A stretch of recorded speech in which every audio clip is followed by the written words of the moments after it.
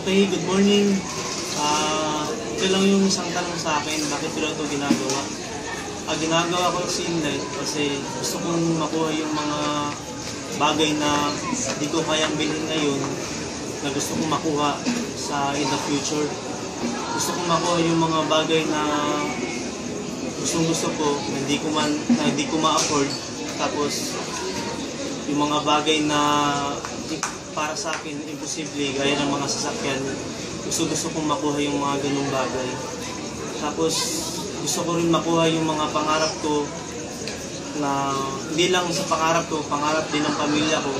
Gusto kong ihawin yung pamilya ko sa hirap. Gusto kong tulungan sila na magkaroon ng mga hanap buhay na negosyo, hindi lang para sa akin.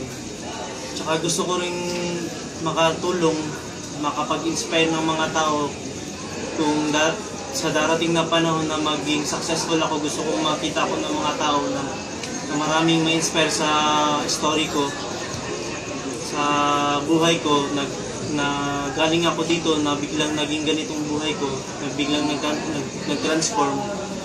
So gusto kong kayo, mga downlines ko, gusto ko sanang gawin nyo doon ng tama para matapos kayo ng tama. Gusto kong gawin nyo to hindi para sa sarili nyo, gawin nyo to para sa mga tao na gusto nyong tulungan at maging katulad nyo. Gawin nyo to para sa lahat, hindi para sa sarili nyo. Gawin nyo to para sa taong mga minamahal nyo.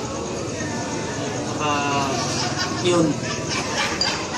After 5 years, magkita-kita tayo in light.